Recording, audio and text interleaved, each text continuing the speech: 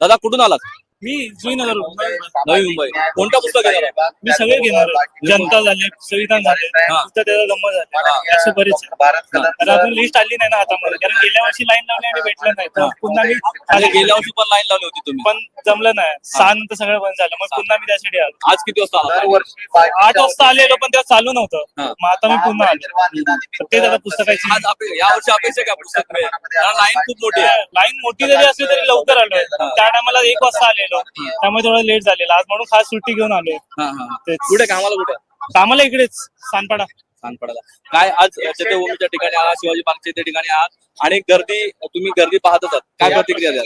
प्रतिक्रिया काय नाही, महामानवाने आपल्यासाठी जे केलंय त्याचेच आम्ही इथे आले. आणि अजून काय सांगतो, भाव माहित झालं आणि खास सगळ्यांनी यावं आणि पुस्तक वाचावं, हेच एवढीच इच्छा. सगळ्यांना संदेश देतो. भोजनसाठी न जाता इथे लाईन खास पुस्तकासाठी लावून, एवढंच माझी इच्छा. वाचन करा. वाचन केल्यानंतर आपल्याला योग्य तो नॉलेज आहे ते मिळू शकते. एक सांगू इच्छितो की आपल्याला युवा लोकांना जर पुढे यायचं असेल तर वाचन हे महत्वाचं आहे. कारण व्हॉट्सअप मध्ये सगळ्या गोष्टी येतात की ज्या चुकीच्या असतात त्या खऱ्या असतात, पण वाचल्याशिवाय अजून आपल्याला कळतं. कारण वाचल्यामुळे बाबासाहेब होऊ शकतात, तर वाचल्यामुळे अजून काही गोष्टी होऊ शकतात.